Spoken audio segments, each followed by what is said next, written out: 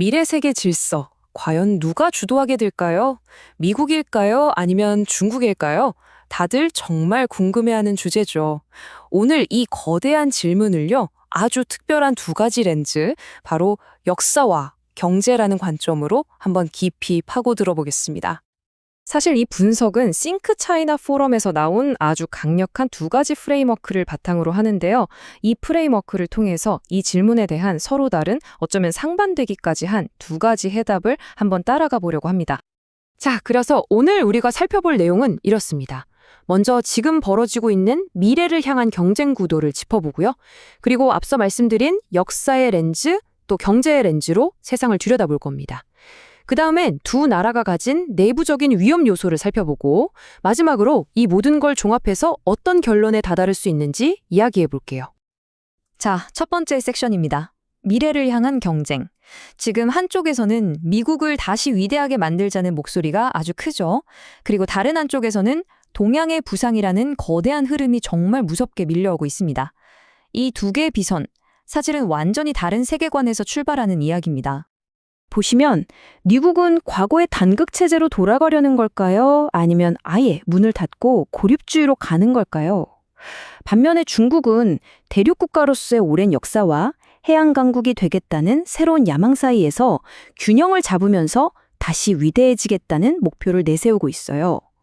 이처럼 두 강대국 모두 지금 세계 속에서 자기 자리를 다시 찾고 있는 건 맞는데 그 방향을 바라보는 관점 자체가 완전히 다른 거죠. 자, 그럼 첫 번째 렌즈를 한번 꺼내보겠습니다. 바로 역사의 렌즈인데요. 왕공우 교수의 시각을 따라서 이 경쟁을 한번 살펴보시죠. 왕 교수는 이 상황을 정말 거대한 시간의 흐름 속에서 봅니다. 약 3,000년 동안 중국은 뭐였죠? 바로 대륙의 질서 그 자체였어요. 스스로가 세상의 중심이라고 생각하는 육지 중심의 세계관이었죠. 그런데 1500년대부터 변화가 시작됩니다. 유럽 세력들이 육로가 막히니까 바다로 눈을 돌리기 시작한 거예요. 그러다 19세기가 되면 영국과 프랑스의 해군력이 바다를 지배하면서 완전히 새로운 해양 기반의 세계 질서를 만들어버립니다. 그리고 2차 대전 이후에는 미국이 그 질서를 이어받았고요. 자, 바로 지금 중국이 부상하면서 수천 년 된 대륙의 힘과 지난 500년간 세상을 지배해온 바다의 힘이 정면으로 부딪히고 있는 거다. 이렇게 설명하는 겁니다. 정말 스케일이 크죠? 이게 그냥 땅이냐 바다냐 이런 지리적인 차원의 문제가 아닙니다. 역사적으로 중국의 힘은 항상 유라시아 대륙, 즉 땅에서 나왔어요. 반면에 지금의 세계 질서를 만든 서구 세력은 바다를 통해서 무역을 하고 힘을 전 세계로 뻗어나갔죠. 그러니까 안보를 생각하는 방식, 세상을 보는 프레임 자체가 근본적으로 다를 수밖에 없다는 겁니다. 왕공우 교수의 이 말이 이런 중국의 전략적 사고방식을 정말 잘 보여주는데요. 정말로 중요한 것은 신뢰할 수 있고 안정적이며 장기간 지속 가능한 자신만의 목표를 달성할 수 있는 능력이다. 서두르다 큰 실수를 저지르지 않고 시간을 두고 해낼 수 있는 인내심을 갖는 것이다. 어떠세요? 단기적인 승부에 집착하기보다는 긴 호흡으로 인내심을 갖고 꾸준히 자기들의 목표를 향해 나아가겠다는 의지가 느껴지지 않나요? 자, 지금까지는 역사의 렌즈로 세상을 봤습니다. 이제 렌즈를 한번 바꿔 껴볼까요? 이번에는 황야성 교수의 시각, 바로 경제라는 렌즈를 통해 똑같은 질문을 들여다보겠습니다. 황 교수는 아주 흥미로운 주장을 합니다. 우리가 흔히 말하는 동양의 부상이라는 거 있잖아요. 이게 단순히 중국만의 이야기가 아니라는 거예요. 더 나아가서 이건 어떤 특정 국가나 문화가 잘나서가 아니라 바로 시장 원리를 받아들였기 때문이라는 겁니다. 생각해보세요.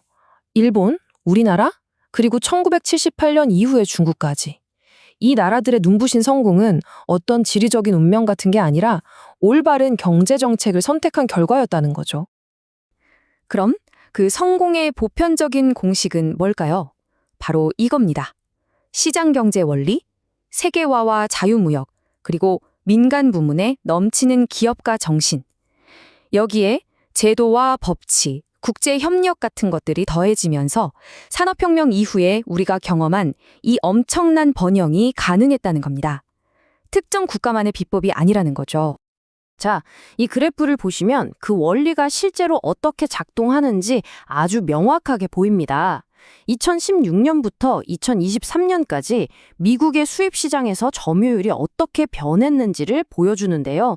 중국 비중은 5%나 줄었죠? 그럼 그게 다 어디로 갔을까요? 바로 멕시코가 3%, 베트남이 2%를 가져갔습니다.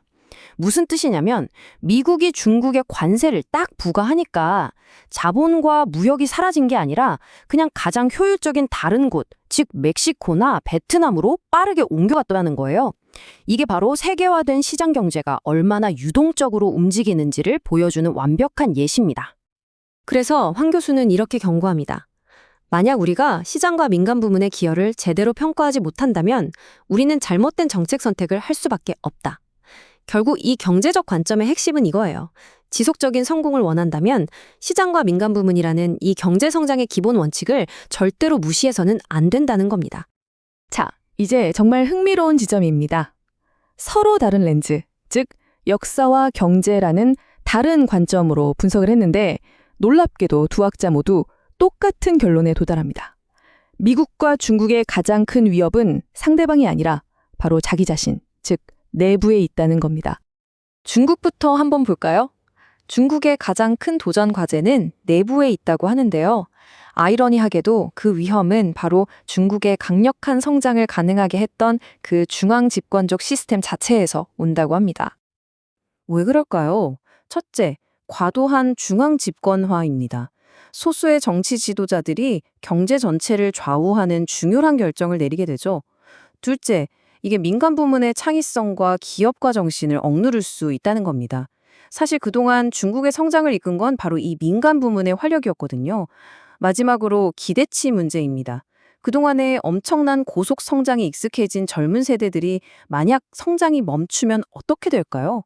그 좌절감이 아주 큰 사회적 불안 요소가 될 수 있다는 거죠. 그렇다면 미국은 어떨까요?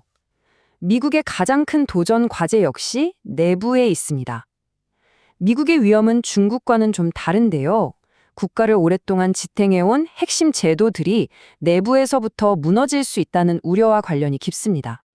구체적으로 어떤 위험이냐면요. 먼저 정부 내의 전문성을 무시하고 해체하려는 움직임입니다. 또 연준이나 국립보건원 같은 핵심 기관들의 독립성을 훼손하려는 시도도 있고요. 이렇게 되면 어떻게 될까요? 관료제가 제공하던 정책의 일관성과 안정성이 사라지게 됩니다. 더 나아가서 미국의 혁신을 이끌어온 연구 중심 대학들의 신뢰도까지 손상될 수 있죠. 결국 핵심은 정부의 전문성을 불신하고 공격하는 이 경향이 장기적으로는 미국 시스템 전체의 신뢰도를 무너뜨릴 수 있는 아주 위험한 일이라는 겁니다. 자, 그럼 이제 마지막 섹션입니다. 역사와 경제라는 두 개의 길을 따라와 봤는데 결국 하나의 미래를 향하고 있죠. 이 두 가지 관점을 다 통과하고 나서 우리가 붙잡아야 할 핵심 개념은 뭘까요? 딱 하나로 요약할 수 있습니다. 바로 개방성입니다. 지적인 교류, 경제적인 협력, 그리고 세상과 계속 소통하려는 의지, 이 모든 걸 포함하는 개념이죠. 포럼의 결론은 한 사회가 장기적으로 성공하기 위한 가장 결정적인 요인이 바로 이 개방성이라는 겁니다. 그런데 정말 중요한 건 지금 미국과 중국 두 나라 모두에서 이 개방성이 점점 줄어들고 있다는 사실입니다. 자, 그래서 이 모든 이야기는 우리에게 마지막으로 아주 도발적인 질문 하나를 던집니다. 여러분은 어떻게 생각하시나요? 미래는 한 국가가 가진 독특한 역사적 힘에 따라 결정될까요? 아니면 현대 세계를 만들어 온 보편적인 원칙들을 얼마나 잘 지키느냐에 달려 있을까요? 즉, 앞으로의 길은 완전히 새로운 종류의 세계 질서에 적응하는 것일까요?